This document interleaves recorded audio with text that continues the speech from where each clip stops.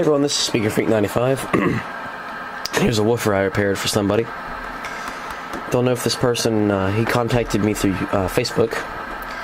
Sent me this woofer. It had a foam rot issue, completely. The foam rot, well, the foam surround itself was completely gone. And it was a very dirty woofer. It has experienced some water. You can see the dust that was left behind. Only thing I did was brush the cone off and clean it. And the water stains where it was dust. This dust soaked into the cone right there, so that's not removable unless you dye it. But I also shimmed the voice coil because this one has a very, very weak spider. It's not warped, it's not misshapen or anything, it's just very, very loose. So it wouldn't stay in correct centering. I have new gaskets on this one. I have a new dust cap. Here's the glue job I did. I do like what I like to call a pencil scribe glue line on some of these. And there was no brand name mentioned anywhere. Take a look at the back of the woofer. Got a part number here. It's got the pulp paper cone type design here. This really reminds me of a pile subwoofer, or well, a woofer. It says 8440-something. I don't know what that is. So it's probably from about 1984. That looks about right. It tested at 6.0 ohms. And so that means it's pretty suitable for a 4 ohm amplifier or an 8 ohm amplifier, depending on how you're going to use it. But I replaced the edge here, this gasket. New foam surround, of course. This is new stock foam surround. New dust cap, just like the original 4.5-inch felt material. So I'm going to do some sweep tests on this. I don't actually have a sweep generator, or a test tone generator. This is where it's going to go. It's right there. I have the test system here. It's a Bogan 100 watt amplifier, Shure equalizer, and Alltech filter network. Alltech filter network is for Alltech drivers and stuff. I'll do a video on that soon. But here we got a little bit of pink noise or white noise, just like static. I've got everything flat. I'm going to go ahead and turn up the bass a little bit so you can get a little bit more of a reaction out of the woofer. Okay, we're going to do 20 hertz. Just a little app on the phone here. It's nothing special. But this is how I break in the drivers. I do like 20 or 28 hertz.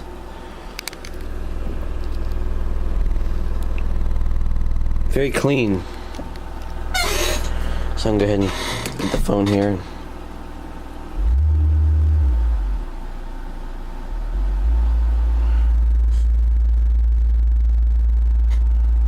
Do a sweep test.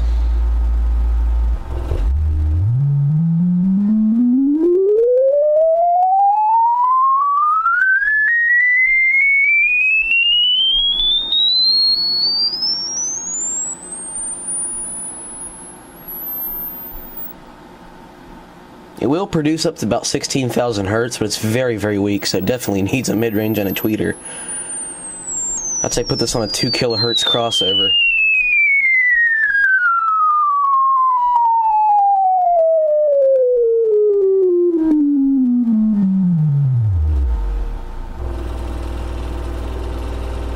Let's do 28 hertz.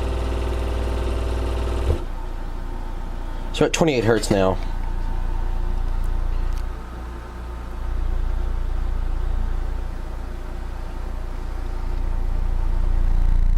This woofer is also featuring in the first part of my how-to video, how to refoam a speaker from start to finish. And that will be coming up soon. I do multiple woofers in this particular video, and it'll be pretty interesting because all woofers are about the same, really, for this round repair. I'm also repairing subwoofers for people now. It's a business that I've created. It's very fun. I can't get enough of it. So let's try some music on this. Bass testers are pretty stupid songs, but they do the job. This song's absolutely annoying with repeatedly saying more bass and 3 over and over again for some reason, but if I turn up the treble, you can actually... It can produce a little bit of treble. Doesn't sound very good though, but... Let me do, let's cut everything down at around...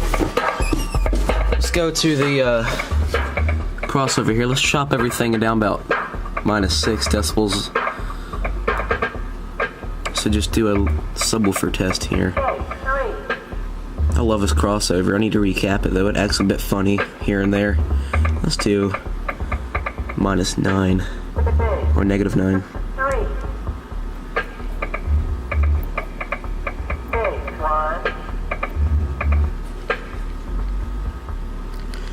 Now it's in bypass mode, so I'm gonna go ahead and turn it on. I'm cheating right there. I need to turn the bass down on there.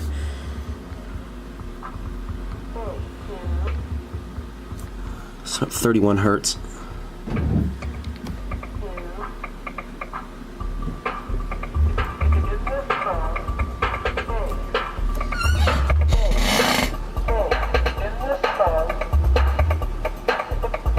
So it's doing pretty well.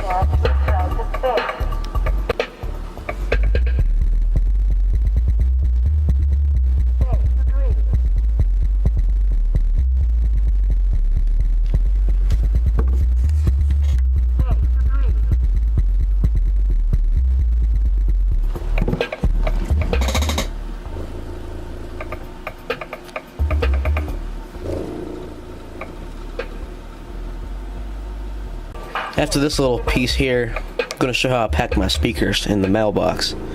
Well, in the box that I shipped them. Definitely pushing it towards its limits. Turn it down a little bit. I am feeding it a full 100 watts. I don't know what the wattage is of this woofer. It's not marked. Apparently the people who built this woofer weren't too proud of it. They didn't put their name on it. Heck, if I built this thing, I'd be pretty proud of it. It's a very nice designed woofer. Good old-fashioned bumped back plate magnet, ceramic magnet, very large. That's about 5 or 6 inches wide. And it is capable of some pretty insane excursion for just a basic 12-inch woofer. I wouldn't even call this a subwoofer. It's actually doing pretty good on around the 35 hertz range. Nothing much after about 30 hertz. After that, it drops off pretty steadily.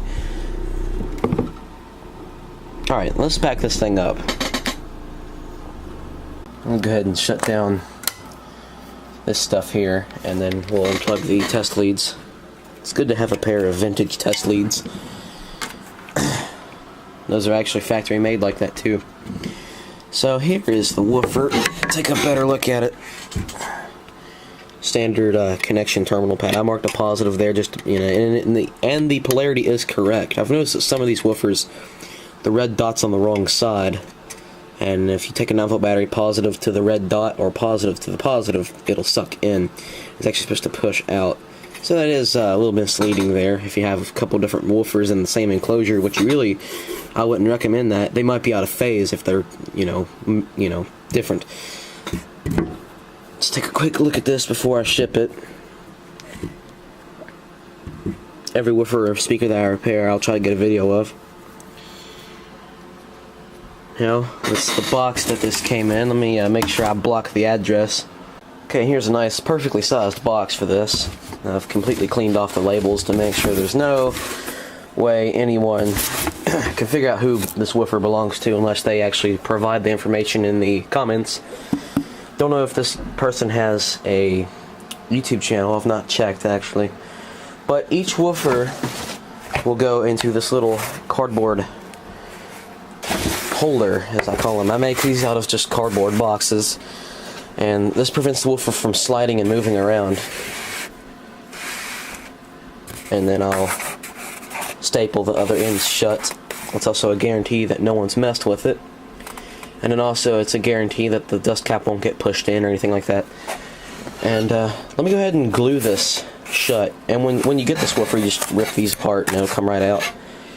So let me go ahead and fasten these together.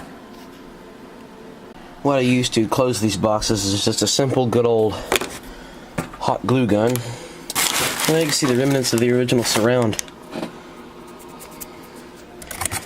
So I'm going to show you how I'm going to glue it like this. This will prevent the woofer from scooting back and forth and breaking the internal walls of this box. As you can see, when it got shipped to me the first time, it did that.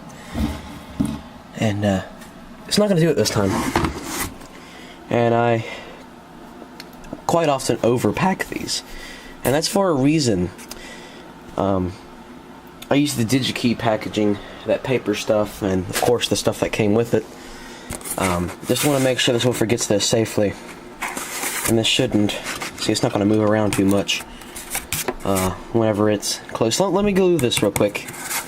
And this is also a seal to make sure no one's swapped them, or that this happens. People steal woofers, and well, there's pretty much anything that you can ship that's relatively, you know, a wanted item from some people. People will take these things. And I only use FedEx and UPS, and if I really have to for small items like small speakers and they're in a really big box and there's a whole bunch of padding and stuff in there, I'll ship them with USPS. But other than that, big stuff like this that's especially prone to damage just because it's so big and awkward, I use FedEx or UPS because USPS likes to kick drop their packages. While the glue is getting hot, I do a complete visual inspection of everything that I've done. Now, I've already done an inspection. I'm just looking again. And I do what I call a finger test. Make sure there's no scratching or noise. Dead silent. So now it's going to get put back inside here. Also forgot to mention that I put paper in here and I tuck it in there as best I can to make sure the woofer doesn't move at all.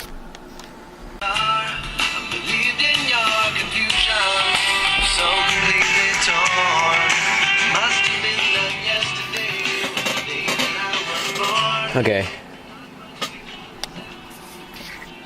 Waited for about a few minutes for this glue to dry. And, yeah.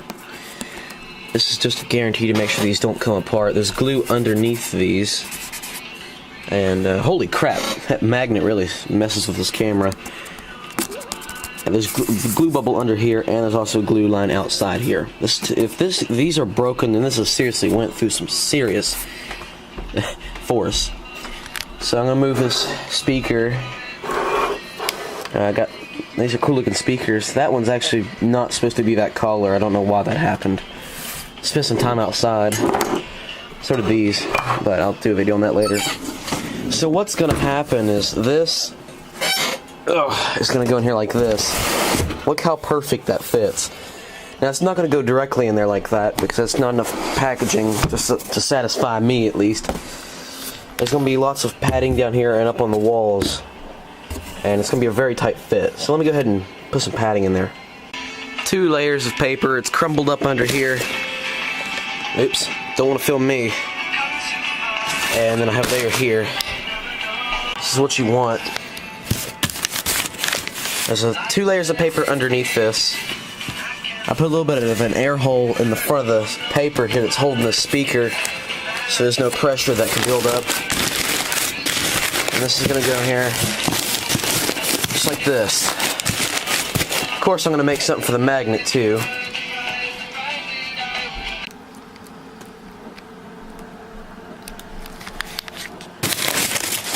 Now I'm going to bend these tabs back very slightly so whenever he pulls this material out, he doesn't catch it on that and break that off. Thus being a returned woofer. So, made an interesting noise, didn't it? Wonder what that was. I might even put this in another box. But, you know, this box is pretty thick. It's very good. All on metals. Now I'm gonna probably get some foam or something. I know I have some foam around here somewhere. Found some foam from when All American 5 Radio sent me some stuff. Still have this left over and got off the Gerber so I can cut this. I just marked it where the magnet cuts out. So we go ahead and cut that so it'll fit around the magnet. Well, shit. I ended up breaking that, and my crappy glue gun, I had to hurry because it started smoking. I had to unplug it. I've never trusted that crap again. Oh, yeah. So, and it broke, and the glue started turning yellow. I think it's just way too hot for that glue. But the thing itself just stopped working, and it started smoking, then it quit working. So, junk.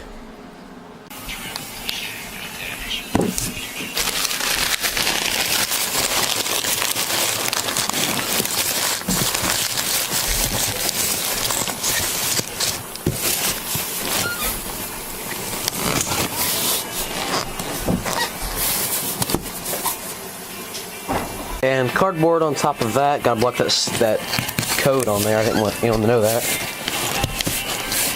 And then one-handedly, or one-armed, try to get this thing to shut. And then I'll tape this shut. I've just had to guess how to use electrical tape for the inside part, and I'll get it taped up at the office with real tape on the outside. And it is guaranteed to arrive there exactly like it is here. So go ahead and tape that real quick. I'm gonna go find some more tape, but this is how I pack speakers. Like they're gonna go through hell 3 times. And I'm gonna tape all the corners up. And it should very well make its way to its owner like it's brand new. With a new surround. And also desoldered the terminals for them. There was wires on there all soldered, and they were cut right at the solder pad, so I had to desoldered it for them. And there you go, another woofer sent into JT Electronics and got repaired. If you need a woofer, just PM me. If you need a woofer repaired, just PM me through YouTube or through Facebook.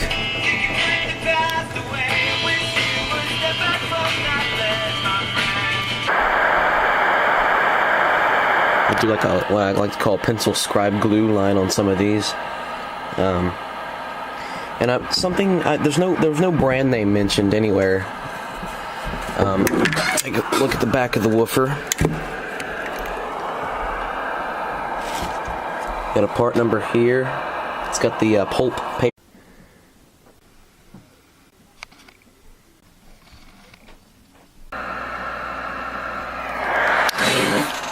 Hey everyone, this is Speaker Freak 95. Here's a woofer I repaired for somebody. Don't know if this person, he contacted me through Facebook. Sent me this woofer. It had a foam rot issue, completely paper cone type design here. This really reminds me of a pile subwoofer, or well, a woofer. This is 8440-something. I don't know what that is. So it's probably from about 1984. That looks about right. It tested at 6.0 ohms, but I also shimmed the voice coil because this one has a very, very weak spider. It's not warped, it's not misshapen or anything, it's just very, very loose. So it wouldn't stay in correct centering. I have new gaskets on this one. I have a new dust cap. Here's the glue job I did. The foam rot, well, the foam surround itself was completely gone. And it was a very dirty woofer. It has experienced some water. You can see the dust that was left behind. Only thing I did was brush the cone off and clean it. And the water stains where it was dust. The dust soaked into the cone right there, so that's not removable unless you dye.